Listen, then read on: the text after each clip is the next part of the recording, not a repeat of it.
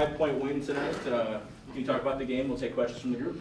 Yeah, it's really happy for the guys in the locker room, but they were very nervous. They wanted to win. They wanted to play well so badly. I knew it would be an issue. Didn't think it'd be that bad early.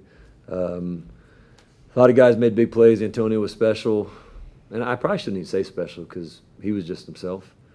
But a very important, I think, win for this team. One that we needed for confidence and belief against a good team. So credit to Wilmington, well coached, played very hard, but glad we came out on top. What were the main offensive troubles, do you think, in the first half? Honestly, Jim, I know this is a pretty vague answer, but nerves. We didn't do what we were supposed to do. You know, we just wanted to play free in the first half and not call many plays because they were away from us in the press, and we're not great at execution yet. But we just were so tentative. We didn't drive the ball through contact. We didn't throw it inside. We didn't have hardly any paint touches. We weren't executing. We were missing bunnies, shots around the rim. I mean, Sai missed. Kendall missed shots around the rim. Joe missed a layup. So I think it's just a collection of nerves which led to some poor play and some tentative play. Tentative is the most. Being tentative is the biggest reason we played poorly on the offensive end. Defensively, were you pleased in the first half, and obviously that kind of carried over maybe into the second half? I was. You know, 10 block shots. We had a bunch of guys step up and on Sims, who's a heck of a player, but mainly Kendall Lewis and Liam McChesney. I thought, honestly, a lot of shots that they did make were tough shots. We kept them off the foul line for the most part. We started fouling too much in the second half. But they're very good at getting there. But they're hard to guard the way they drive through contact and pivot and attack the rim. So I was very pleased with our defense, especially when you're not scoring. Sometimes you can stop playing defense. And if we would have done that, it could have gotten ugly. So with that in mind, I was very pleased with our defense. Inside Chapman, I mean, obviously he hasn't played, this much basketball in 2 years, and for what he did, talk about what he did inside especially. Yeah, Sai's very talented, and I just told the team, just imagine how good we might be when we actually play well, because Sai still didn't play near what he's capable of. Liam, Kendall, Mark, a lot of guys, but Sai gives us a physical presence inside. He's a very good rebounder. He's tough to guard in the post. He's going to be a high 70s free throw percentage guy. He was only 3 for 6 tonight, but and he's still. It's hard. Game shape is a really weird thing, especially for bigs.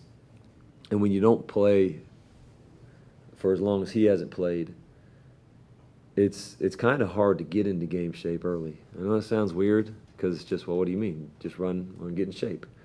But you see it with Kendall a little bit too. He fatigues quickly. So I think as Sai gets in better shape and game shape and gets used to the emotional part of the game with playing hard, I think he's just going to continue to play even better. Second straight game with a slow start. Do you think this will go away once the nerves start going away, or could you see this being a bigger issue? I hope so. I think so. I've had teams that get off to slow starts for a little while, not because of nerves, maybe not ready to play. This group was too excited today. It wasn't that we weren't ready to play. They were too excited. I know it's nerves. I know that for a fact. Do we fix our slow start issues when those nerves go away? I believe we will. We've had 2 great starts to second halves, so that's a good thing. But if we dig ourselves a hole on Friday, it's going to be an issue because on the road, those are hard to come back from. With those good second half starts, how important have those been, especially after last year, where sometimes towards the end of the second half, it would maybe get less clean and you'd lose some leads? It's critical, especially with the score that we've had. I know we were up in our exhibition game, but it still was an important start. We got to figure out how to bottle that up a little bit and do it at different points in the game. We had some breakdowns at the end of this game, without a doubt, that still gave Wilmington a chance. But this time of year, a lot of teams are going to have that. But we've got to clean up some things at the end. But we have some spurt ability, mainly because of Antonio, I would say. We have some other guys that can score. But Tone certainly was a catalyst. Both of our quote-unquote games this year, he's been a catalyst in those runs. It wasn't just a scoring tonight, obviously. It was his 6 rebounds, 3 blocks, assists, big-time assist to Josiah. He's guarding. Tone's an all-around player who I'm glad is wearing a Redbird uniform. And I will continue to be glad. And he's a great teammate. He gets as excited for his teammates as he does for himself. He's selfless. And he's really, really hard to guard. You guys were down to 15 at one point in the first half. We were cut it to 9. Yeah. What do you think was the biggest factor with you guys in being able to come back in that second half? You know, we switched up our defense, played a little press, some zone. I thought that changed the rhythm of the game. We got a turnover. They got a couple buckets, but I just felt like the rhythm changed. I thought it helped us offensively. Just get a little more aggressive mindset. Of course, we made a couple shots, but we cut it to 6. The kid hits the corner 3, which was a tough shot.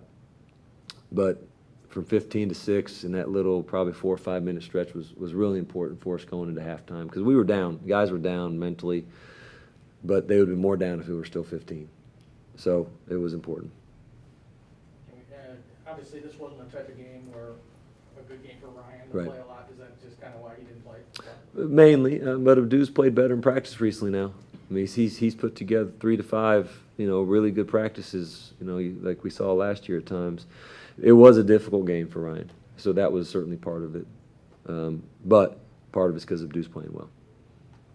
One point during the second half, it was 50 to 50, and then you guys scored about, I think it was 8 minutes and about 1 minute and 10 seconds. Yeah. How important did that quick stretch in the game? Well, the most important part of that was Abdu's 2 free throws. He gets fouled on an offensive rebound at the 4-minute mark, 50 to 50, and knocks those things down like he was just on the court by himself. So those 2 free throws might have won the game for us. After that, I don't remember exactly what happened. I know Joe hit a 3. I can't remember what else.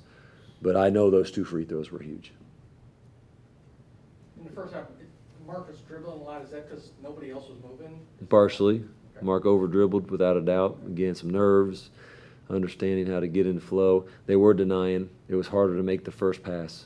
We didn't have great execution. That makes it harder on the point guard. So it wasn't all on Mark without a doubt. But he did over-dribble at times. We want him to get in the paint. We want him to be aggressive. He's really hard to guard. But we've got to move the ball better. Anybody else? Thanks, guys.